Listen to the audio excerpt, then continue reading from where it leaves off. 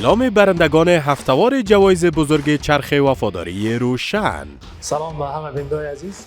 خوشبختانه ما امروز برنده خوششانس با خود داریم که برنده یک سیت موبایل 15 پرو شدن. جایزه رو باشن تسلیم میکنیم و تبریک میگیم باشن. مبارک باشه باشن. میشه خود معرفی کنین؟ اسم من مزمل است. مزمل یعقوبی هستم، از ولایت کندوز هستم. خب میشه بگین که شما چطور برنده شدین؟ خب من یک 6 ماه پیش سیم کارت از پانتون آمده بود، توزیع میشد. امیر رفتم از پروسه گرفتم سیم کارت.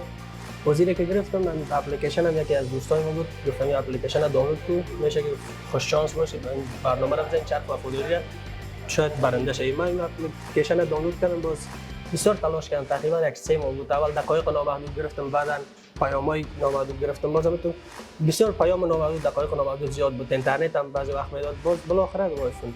بسیار خوب. میشه بگین که درباره شفافیت این برنامه برای بینندگان معلومات بدین؟ شفافیت برنامه بسیار یک پروسه شفاف و خوب است. هر کس میتونه این پروسه استفاده کنه و هر کس میتونه خوش شانس باشه مثل خودم. بسیار عالی. وقتی که دوستا همکارا با شما زنگ زدن و گفتن که شما برنده شدین، احساستون چی بود وقت؟ والا واقعا احساس خوشحالی کردم که ما چطور برنده آیفون شدیم. واقعا در فکر خودم هم نمی‌آمد. واقعا خوشحال بودم. بازم مبارک باشه، وقتا تبریک باشه. سلامت باشین. بخیر باشید.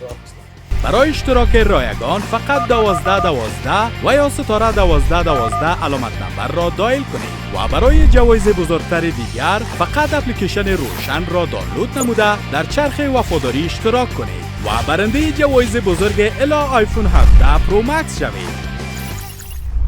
روشن نزدیک شدن